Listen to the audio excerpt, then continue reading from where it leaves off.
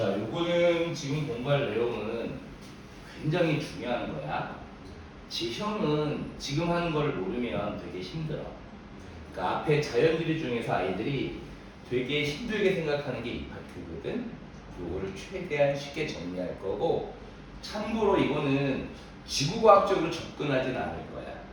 한국지리적으로 접근할 거고, 지금 공부하는 이 파트를 알면 지형 전반적인 모든 것들이 해결될 수 있을 거야. 지금의 이제 공부할 내용이 뭐냐면 한반도에 지형의 형성 과정에 대해서 공부할 텐데, 일단 너희들은 이거 잘 듣고 이따가 필기하고 여러 번 반복해야만 나머지가 쉬워. 지금 공부하는 이걸 토대로 해서, 그러니까 자연지리에는 지형이 있고 기후가 있고 식생이 있고 토양이 있는데 그런 것들이 거의 다 해결이 될 거니까 이 파트를 정확히 알고 가셔야 되고, 어떤 수업에서는 이 파트를 건너뛰거든. 그럼 공부가 더 어려워. 조금 힘들더라도 이 파트는 반드시 정리를 하고 가야 된다고 보시면 돼. 자, 그러면 이제 정리해 줄게. 시기를 구분할 때 시원생대라는 시기가 있어. 그 다음 뭘까? 고생대겠지. 그 다음은 뭐야? 그렇지. 그 다음은 신생대라고 얘기하겠지. 근데 신생대만 3기하고 4기로 나누는 거야. 니들은 오늘 필기는 조금 이따 해도 돼. 선생님만 봐도 돼. 요거를 선생님이 지도를 통해서 설명시켜 줄 테니까 반드시 이거는 공부를 여러 번 해야 돼. 그럼 지형은 그냥 끝나버려. 암석까지도. 일단 너희들도 엄마 뱃속에서 태어났잖아. 엄마 뱃속에서 만들어졌잖아. 태아가 만들어지는 과정처럼 한반도의 지형도 만들어지는 과정이 있거든. 처음부터 지금의 모습을 갖추지는 않았겠지. 그럼 시원생대는 어떤 모습이었냐라고 먼저 설명을 한번 해줘 볼게. 지도를 통해서 이걸 공부를 해야 된단 말이야. 근데 여기 보시면, 자, 시원생대 때 한반도의 모습은 오늘날의 모습이 아니었어. 그럼 어떤 모습이었냐? 크게 세 개의 땅이 있었어. 세 개의 땅. 1번 땅, 2번 땅, 3번 땅만 존재했어. 그러면 나머지는 땅이 있었다는 얘기야, 없었던 얘기야? 나머지는 땅이 없었어. 섬도 없었어. 그러면 다시 정리하면 시원생대 때는 한반도에 땅덩어리가 몇 개 있었다고? 3개. 제일 오래된 땅덩어리는 3개밖에 없어. 땅덩어리를 한자로 이렇게 불러. 지괴라고 불러. 지괴. 이름은 너희들이 알 필요가 없어. 수능 준비하는 애들은. 이름까지 외우지 마. 내신을 할 거면 외울 수도 있겠지만 굳이 그럴 필요가 없어. 평북 개마지괴, 경기 지괴, 영남 지괴라는 3개의 땅덩어리가 있었어. 시원생대 때는 지금의 요 지역, 여기는 아예 땅 자체가 없었고 요 위에도 땅 자체가 없었어. 됐습니까? 한반도에서 제일 오래된 땅덩어리는 1, 2, 3이지. 분포 면적도 제일 크지. 차지하는 비율이 이기지. 비중이 제일 커. 제일 오래된 땅덩어리에 나타나는 암석은 변성암이라고 얘기해. 변성암. 변성암은 왜 변성암이냐면 너무 오래됐기 때문에 성질이 변한 암석을 얘기하는 거예요. 그러면 제일 오래된 땅덩어리 3개의 지역에는 제일 오래전에 만들어져서 성질이 달라진 변성암이 분포하겠지. 분포 면적이 제일 크다 그랬어. 우리나라에서 제일 많은 암석은 변성환이겠지. 됐습니까? 반면에 이 사이에 있는 이 두 개죠. 여기를 A라 그러고 여기를 B라 그럴게. 여기는 땅이 아니었어. 알겠습니까? 여기를 나중에 지향사라고 얘기할 거야. 지향사. 또는 요 부르는 명칭이 여러 가지야. 참고로 얘기하면 고생대 되면 얘는 평남 지향사, B는 옥천 지향사라 불러. 또는 숲곡대라 부르기도 해. 그냥 여기 A와 B는 땅과 땅 사이에 공간이 있었다라고만 아시면 돼. 시원생대는 이게 끝입니다. 정리할게요. 땅덩어리 몇 개 있었다고요? 3개. 이 땅덩어리는 우리나라에서 제일 오래된 땅덩어리고 분포 면적이 제일 넓습니다. 제일 오래된 땅덩어리 안에 있는 암석이 뭐라고요? 변성암이라고요. 따라서 분포 면적이 제일 크네요. 우리나라에서 제일 많이 분포하는 암석은 뭐라고요? 변성암이에요. 끝.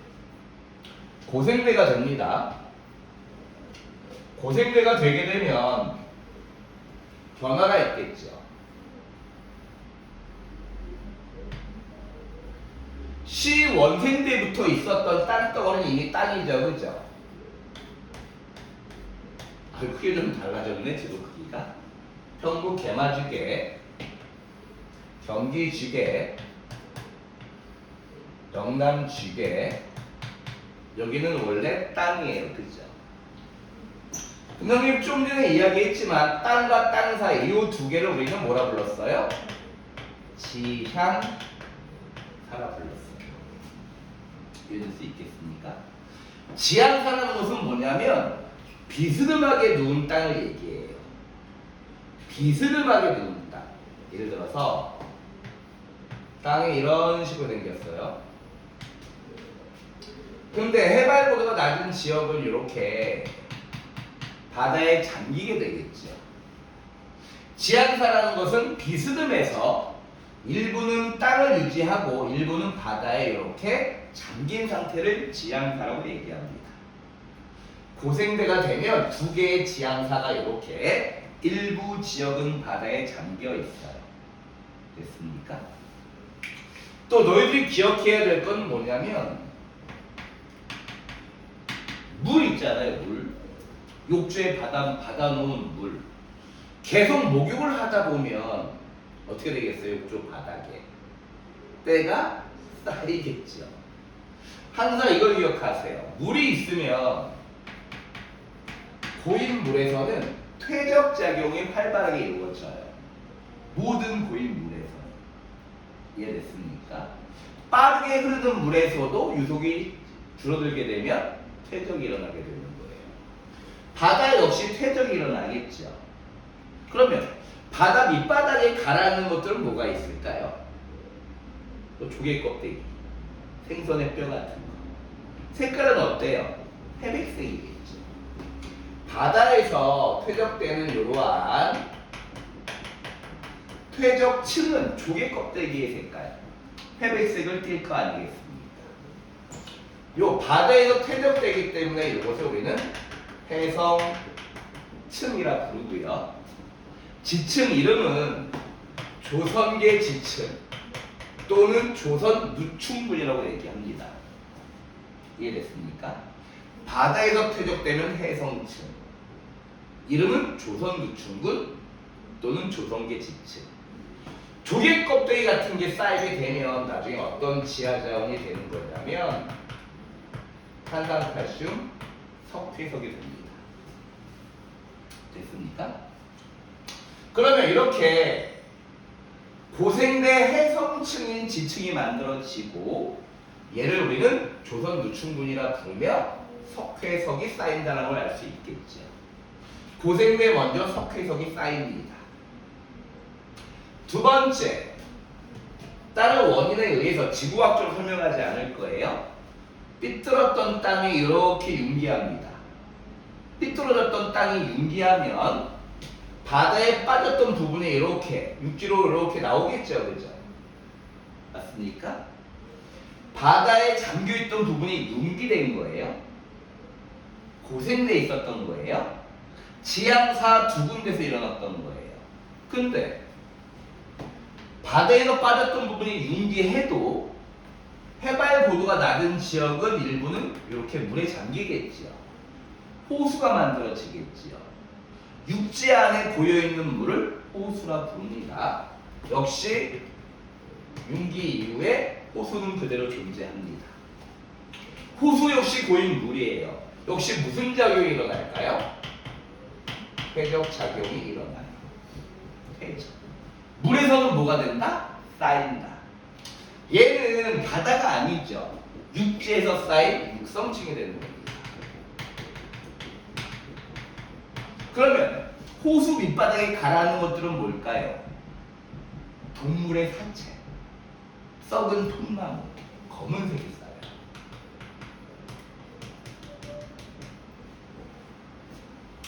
얘를 우리는 뭐라고 하냐면 평안누충근 또는 평안계 지층, 얘가 쌓여서 만들어지는 지하 자원이 무연탄이 되는 겁니다.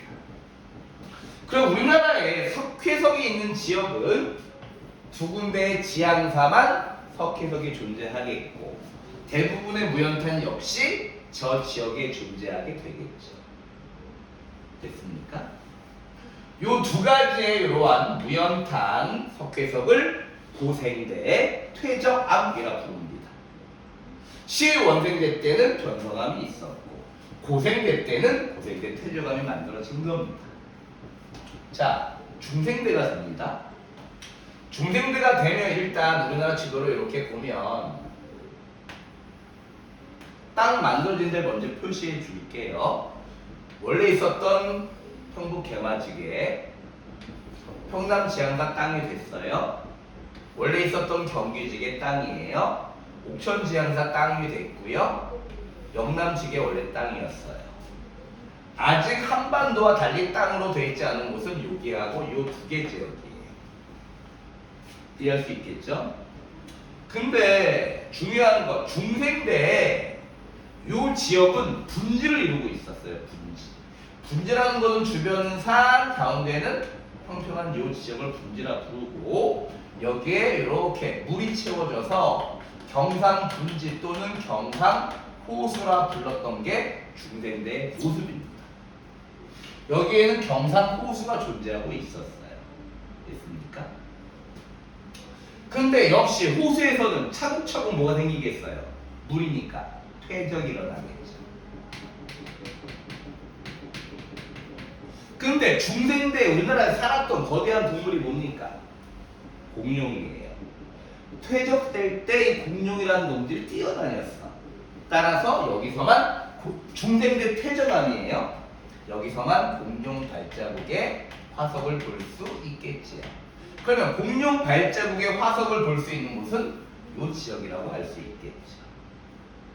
경남 고성 가면 되게 유명하거든. 그리고 중생대에 지각 변동이 있었습니다. 첫 번째 있었던 지각 변동, 송림 변동이라는 게 있었어요. 이름까지 안 외워도 됩니다. 송림 변동은 이렇게만 기억하세요. 한반도의 북부지방, 북한에 영향을 미쳤습니다. 북한에 영향을 미쳐서 북한의 이런 방향의 지질 구조선이 만들어져요. 지질 구조선이라는 것은 땅 속에 만들어지는 거예요. 땅이 있으면 요 안에 있는 이러한 땅이 꾸불꾸불해지는 것을 지질 구조선이라고 얘기합니다. 그 다음에 두 번째, 한반도 지역에 대보조산운동이라는 중부지방, 남부지방, 남한 지역의 대보조산운동이라는 지각운동도 일어나요. 대보조산운동 역시 이러한 방향의 지질 구조선을 만들어 놓습니다. 송림 변동하고 차이점은 뭐냐면 송림 변동은 북부지방에 영향을 미쳤고 대보조산운동은 남한 지역에 영향을 미쳤고 공통점은 둘 다 땅속의 지질 구조선을 만들어 놨다. 중요한 거, 대구 조사 운동은 지질 구조선과 더불어 화강암 마그마가 땅 속에서 굳어지면 이것을 화강암이라고 얘기합니다. 내가 이렇게 표현하죠. 니네 배 안에는 숙변이 있죠. 숙변은 아직 안 나온 거예요. 안 나온 거는 화산이 아닙니다. 변이 나와야 똥을 싸야 화산이 부풀어나는 거예요. 화강암은 아직 안 싼 거예요. 화산이 아니에요. 마그마가 땅 속에서 굳어진 거, 화강암. 꼭 기억해야 됩니다. 그러면 우리나라의 모든 화강암은 언제 들어온 거예요? 중생대. 꼭 기억해. 화강암이 중생대라는 걸 모르면 내가 화가 난다. 꼭 기억하세요. 그러면 세 번째 중생대 마지막 있었던 거 불국사 운동이라고 있는데 이거는 불국사 근처에 화강암이 또 관입된 거예요. 그래서 중생대가 되면 이렇게 중생대 퇴적암도 만들어지고 지질 구조선이 만들어지는데 이러한 지질 구조선은 선생님이 아까 얘기했지. 땅 밖이야 땅 속이야.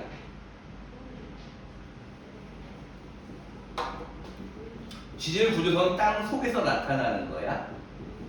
봐봐, 예를 들어줄게. 땅이 있는데 땅 속에 이러한 지질 구조선이 만들어져. 시간이 오래 지나서 하천이나 어떤 것들에 의해서 이 지역이 깎여. 침식되거나 풍화돼. 그러면 나중에 이러한 모양이 땅 밖으로 드러나겠지. 산줄기 모양이지. 잘 봐. 지질 구조선은 처음에 산이 아니었어. 나중에 시간이 지나서 산이 됐지.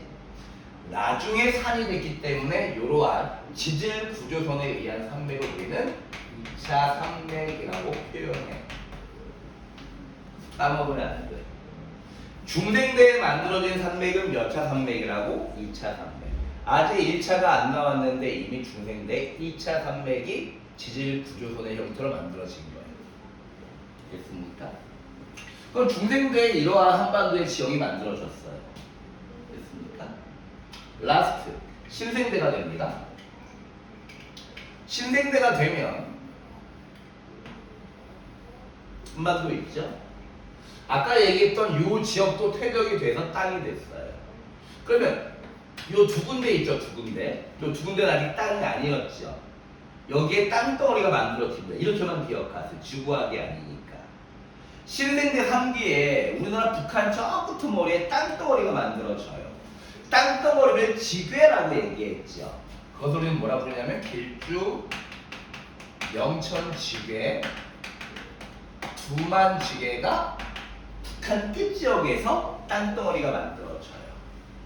그러면 길주, 명천지괴와 두만지괴는 신생대 3기에 만들어진 땅덩어리잖아요. 그렇죠? 원리는 지구과학에서 공부하는 거예요. 어떻게 만들어져요? 그건 지구과학에서 공부하세요. 너무 어렵게 갈 필요가 없습니다. 한국지리예요. 요 길주, 명천지괴와 두만지괴, 요 한반도 끝에 있는 땅덩어리는 신생대 3기에 만들어지는데 여기에만 유일하게 신생대 3기층에 매장되어져 있는 신생대 퇴적암 갈탄이 여기에 분포하게 됩니다. 갈탄은 저기밖에 없어요. 갈탄은 신생대 3기층에 분포하는 이러한 지하자원이기 때문에 요 갈탄 역시 신생대 퇴적암이라고 얘기합니다. 됐습니까? 그럼 신생대 이런 모습이 갖춰졌지요. 땅덩어리 다 만들어졌죠, 한반도는. 근데 신생대 3기 말 엄청난 지각운동이 만들어지게 돼요. 한반도에 여기를 축으로 해서 양쪽에서 압력이 벌어지게 됩니다. 근데 생각해봐. 양쪽에서 미는 힘이야, 미는 힘. 압력이 이렇게 양쪽에 밀고 있단 말이야. 둘 다 미는데 한쪽이 너무 힘이 세면 이쪽만 툭 튀어 올라오지, 그치? 따라서 우리나라가 동쪽을 중심으로 여기만 툭 튀어 올라온 비대칭의 이러한 지형이 만들어지게 돼요. 여기를 기준으로 여기만 툭 튀어 올라오게 돼. 이것을 신생대 상기말에 있는 정동성 요고 운동이라고 얘기하고, 이러면서 이렇게 튀어 올라오는 곳에 산줄기가 만들어져. 얘는 올라오자마자 산줄기가 된 거지. 따라서 얘를 1차 산맥이라고 얘기를 하는 거야. 자, 2차 산맥은 중생대 지질 구조선에서 만들어진 거고, 1차 산맥은 바로 신생대 경동성 요거 운동으로 만들어졌다라고 얘기했어. 또 신생대에 있었던 모습이 우리나라 북한 저 끄트머리 두 개의 땅덩어리가 만들어졌고, 신생대에 만들어진 땅덩어리에서는 신생대 퇴저감, 갈탄이 있다라고 얘기했어. 그 다음에 땅덩어리 다 만들어졌지. 신생대 상기부터 화산, 아까 얘기했던 안에 또 습결이 분출하게 돼. 마그마가 땅 밖으로 튀어나오게 돼. 신생대 3기에 폭발한, 제일 먼저 폭발한 것은 독도야. 화산 꼭 기억해. 그 다음에 울릉도 화산지형이야. 백두산 화산지형이야. 한라산 화산지형이야. 마지막 철원 화산지형이야. 이러면서 한반도에 이러한 지형이 만들어지게 되는 겁니다. 여러분들은 이 수업을 듣고 이걸 그리고 여러 번 반복해서 시원생대의 모습, 고생대의 모습, 중생대의 모습, 신생대의 모습들을 머릿속에 넣어놔야만 앞으로 뒤에 공부할 하천 공부할 때, 산지 공부할 때, 평야 공부할 때, 해안 공부할 때 되게 쉬워지게 되는 겁니다. 분명히 내가 얘기했어요. 요 축을 중심으로 북동쪽은 융기한 겁니다. 융기란 건 올라오는 거예요. 따라서 동해안은 바닷물이 빠진 이수해안이라고 얘기하는데, 해안선이 단순하게 이렇게 만들어지거든. 그 원리는 나중에 또 얘기할 테니까 이 원리를 알아야만 너희들은 쉽게 이 지형 파트를 공부할 수 있게 될 겁니다. 알겠습니까?